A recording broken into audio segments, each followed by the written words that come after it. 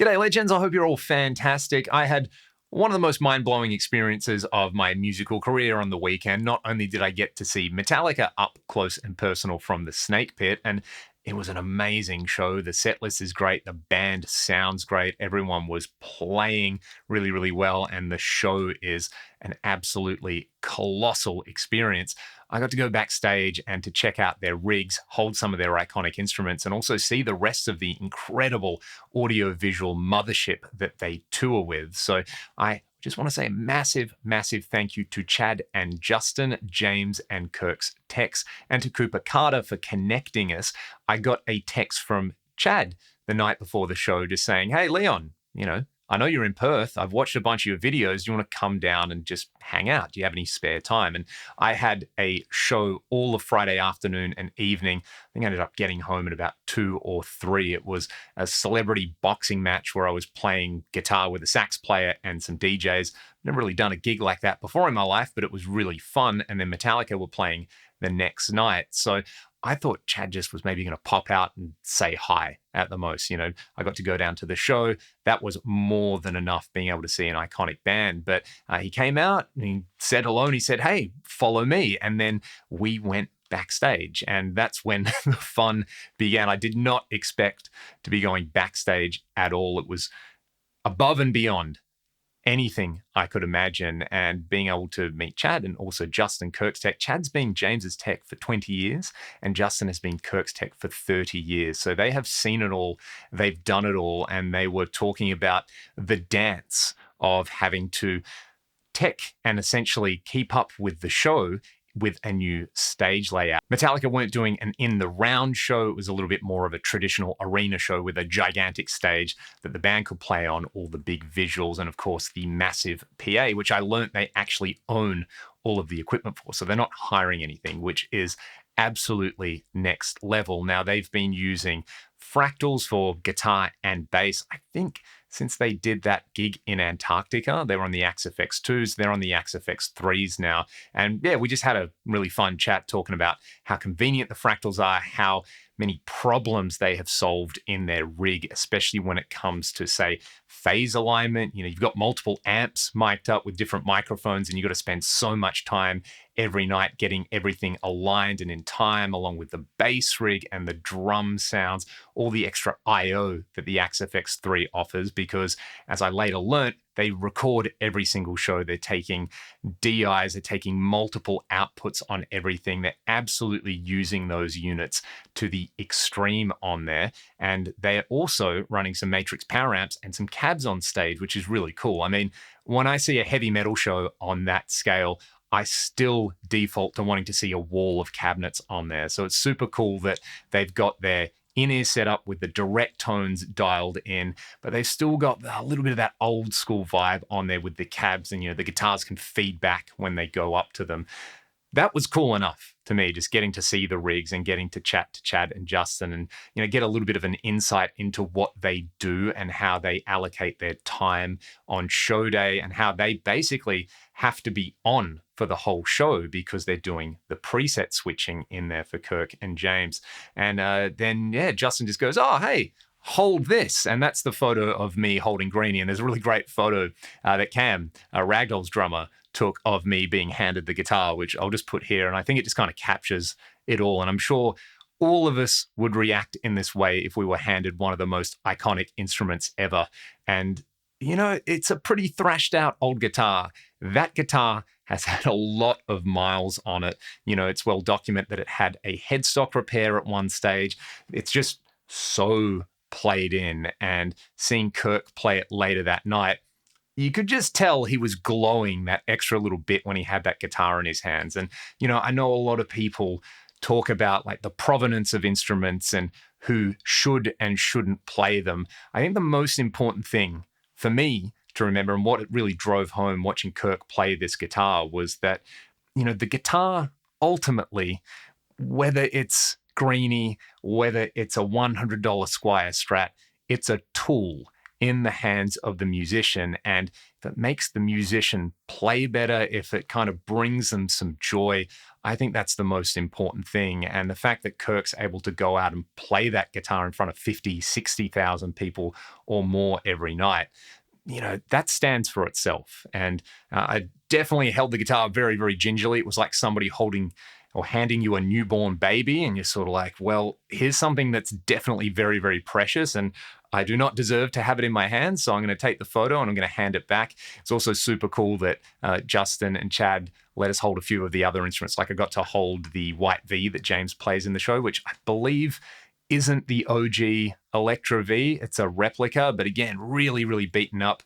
Somebody asked me as well if the setup on there was really heavy, but the setup felt great, like super slick. I think James probably uses like 10 or 11 to 50s or 52s. That's what it felt like in my hand. It was actually the sort of setup that I like. I sort of held his V and I was like, yep, played a few chords on this. This is absolutely something that I could vibe with. And again, watching him play that guitar later in the night, it just had that extra like 5 or 10% of joy happening in there. So the fractals sounded amazing. Again, the Matrix power amps powering the cabs on there. I thought it was really cool talking about the wireless setup that Chad has built into some expression pedals on there. So Kirk's still using the Rat Crybabies because I think you can get 8 different controllers for those on there. So that makes it a lot more convenient on there. It was kind of crazy seeing like 3 Axe-Fx 3s, the Rat Crybabies, the Matrix power amps, and then all of the super cool ESP guitars, and of course, Greeny in there as well. I think one of the coolest ones, I mean, it was all cool stuff. I'm saying the coolest. Like, this is hard to beat as an experience for someone like me who grew up, only seeing these instruments in magazines and on video and absolutely idolizing them. My wife got to hold the Mummy ESP on there, and then Cam got to hold one of James's ESPs on there. And again, this was such a treat. As Cam said the other day when we were doing a gig, and that for him is probably like one of the top experiences he's ever had related to concerts, and it's something he's going to remember forever. And it's something I'm going to remember forever as well. So yeah, the provenance of those instruments, obviously for me, Gary Moore, like so many of us, he's one of my favorite players of all time. He's one of the reasons that I try to play guitar the way that I do. And that instrument is so intricately woven into his story, his relationship with Peter Green, the modifications that were done to it over the years, just the way it sounds. I'm pretty sure Kirk played it on the Unforgiven as well, and it really, really suited that song as well. It was pretty amazing. I'm just going to keep saying it's pretty amazing, right? But I'll move on, because the other thing that blew my mind was the AV setup, like the number of cameras that they have in there, and then all the monitoring that's going on backstage. Is basically like they're touring with a full production TV studio in there. And then there's an entire Pro Tools rig recording everything. And then there's a monitor setup where they've got videos on the stage. They can communicate with the members from little cameras on all of the wedges. I think there's a tech dedicated to James and Lars, and then another one to Kirk and Rob to do all the monitors. And again, that's basically like a full recording studio in there.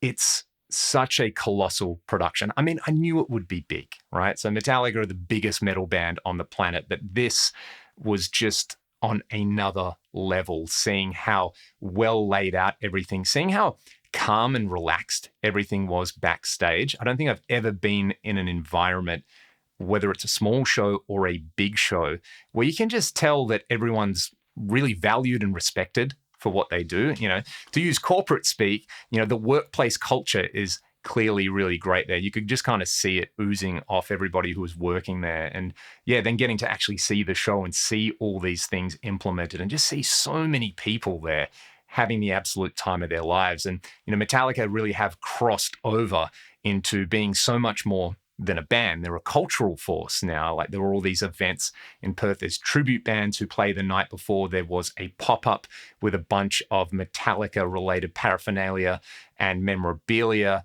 Ryan, singer in Ragdoll, he took 3 of his sons to see the gig. And just seeing it cross over generations like that, having a set list where, you can be the most diehard metalhead in the pit there, and you might be next to a 10-year-old going to their first concert and a 70-year-old who got the very first Metallica demo tapes when they came out, is pretty amazing. It's just something I think I'm never going to shut up about. So if you've got any questions about any of that, I didn't want to kind of talk about some of the guitars and the setups and things like that, but so much of it has been really, really well documented. And the fact that Chad and Justin, they've been doing that gig for so long. They've got everything so finely dialed and tuned. And I think it just goes to show that if you invest in people, if you're a band like Metallica, or if you're a corporation, or you're a business, or you're involved in the arts in any way, if you invest in your people and you look after them, that pays off in the long run in massive, massive ways. And James and Kirk and Lars are able to go out and play their music and interact with their fans. That's the most important thing. But there is this army of people behind them that are facilitating all of that. I think that was a big takeaway to me, that I just massively respect as an organization how they're able to run things like that. And I mean, that's why they deserve to do what they do. They've been doing it for so long. They've invested in their people. They've invested in their fans. They've invested in their music. I'm sure at some point when they retire from touring, they'll be really happy that they've been able to get these super high quality archives of all the footage and all the recording that they'll probably release at some point, right? Gone are the days of, the dodgy bootleg of classic bands. All this stuff is recorded in HD and it's going to be preserved for posterity so that people can continue to enjoy it and to enjoy that music. So yeah, I'm so lucky. I really hope this didn't come off as I got to go backstage to Metallica because I'm so important. Absolutely not. I'm not important at all. I'm just a guy who loves making loud guitar noises. I'm lucky enough to have that connection there. And Chad and Justin were so generous with their time, and it's an experience I'll never forget.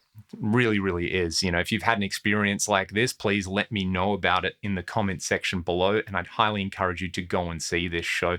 All these classic bands, go and see them while you can, because there's never going to be anything like this again. Well, probably not, at least in our lifetimes anyway. So thank you all so much for watching the video. I hope you enjoyed the little stories and the little snippets of footage and the photos in there. I didn't have any of my camera gear there with me, so a big thank you to Cam and to my wife Elspeth for getting the little bits of footage and the photos on there, and to all of you for continuing to support what I do here on this channel. I massively appreciate it. Take care of yourselves.